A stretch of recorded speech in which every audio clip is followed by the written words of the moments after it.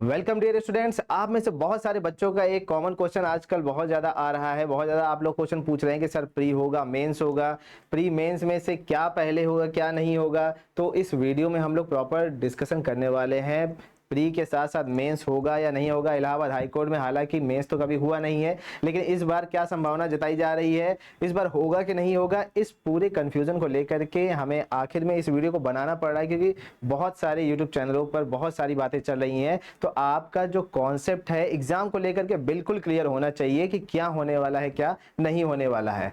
तो सबसे पहले ये समझते हैं कि क्या होने वाला है। तो आपका जो अभी तक पैटर्न चल रहा था वो आपका एज इट इज चलेगा। जैसे आपका स्टेज 1 होगा, हम लोग स्टेज 1 मान लेते हैं जिसको हम लोग प्री बोल रहे हैं, ठीक है। तो प्री में क्या होगा कि जैसे आपका 2021 में पैटर्न चल रहा था सेम वही पैटर्न होने वाला है, कुछ भी इसमें चेंजेस नहीं होने वाले हैं। एग्जाम में आपके 200 क्वेश्चन पूछे जाएंगे। एलिजिबिलिटी क्राइटेरिया सेम रहने वाली है, एलिजिबिलिटी में कोई फर्क नहीं होगा। आपके पास ग्रेजुएशन होना चाहिए, आपके पास ट्रिपल की डिग्री होनी चाहिए, आपके पास जो है ना टाइपिंग स्पीड भी अच्छी खासी होनी चाहिए। वो सभी चीज़ें आपकी जो है कंप्लीट होनी चाहिए। और साथ ही साथ आपको 200 क्वेश्चन देना है, इस पर ध्यान देना है, ठीक है। 200 क्वेश्चन देना है तो 200 क्वेश्चन की आपको प्रॉपर वे में प्रिपरेशन करनी पड़ेगी, प्रिपरेशन रखनी पड़ेगी, तभी आपका प्री वाला या स्टेज 1 आपका निकल पाएगा, ठीक है।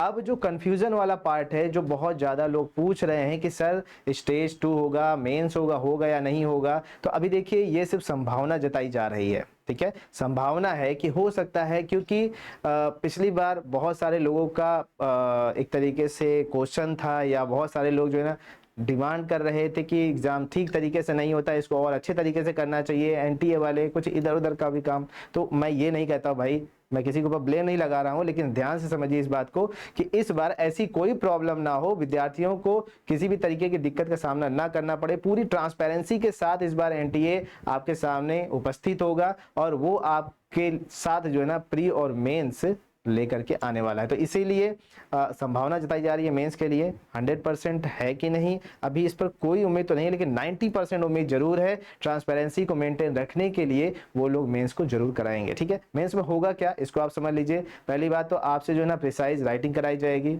मतलब आपको एक पैराग्राफ दे दिया जाएगा, उसका जो है ना आपको शॉर्ट में लिख करके दिखाना होगा और रिटेन होगा पूरा का पूरा, ठीक है। इंग्लिश में होगा, हिंदी में नहीं होगा, इंग्लिश में प्रॉपर दिया जाएगा। और ऐसे राइटिंग भी कराया जाएगा, और ऐसे राइटिंग के साथ साथ सर और क्या कराया जाएगा, ट्रांसलेशन भी कराया जाएगा, ठीक है। ये 3 चीजें कराई जाएंगी, सब की सब इंग्लिश में ही होंगी।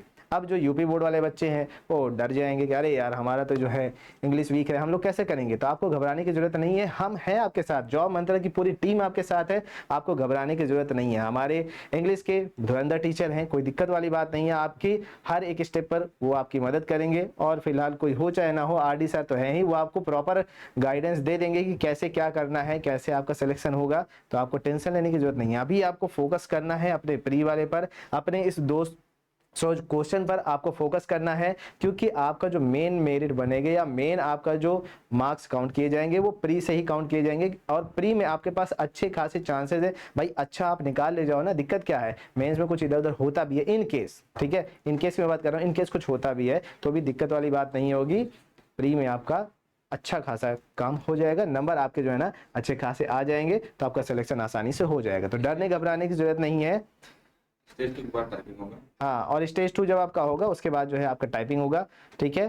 तो इस बार जो है ना ये 3 अलग अलग पार्ट में एग्जाम होंगे। पहले आपका जो है प्री ले लिया जाएगा, उसके बाद जो आपका सेकेंड वाला होगा उसी के साथ आपका टाइपिंग वाला भी पेपर लिया जाएगा। तो इस तरीके से अपनी तैयारी मेंटेन रखिए, तैयारी करना शुरू कर दीजिए। इस बार थोड़ा सा कंपटीशन ज़्यादा होने वाला है और टफ भी होने वाला है, तो आपको जो है टेंशन लेने की जरूरत नहीं। जितनी चीज़ें हम लोगों ने पढ़ाई है उस पर फोकस करिए, उसको रिवीजन करिए, उसको अच्छे से मन लगा करके पढ़िए, अपना टारगेट बनाइए। हमें प्री अच्छे से निकालना है, और आगे क्या होने वाला है इसका भी हम लोग पूरा डिटेल में आपको वीडियो बना करके बीच बीच में बताते रहेंगे, पूरी जानकारी आपको देते रहेंगे।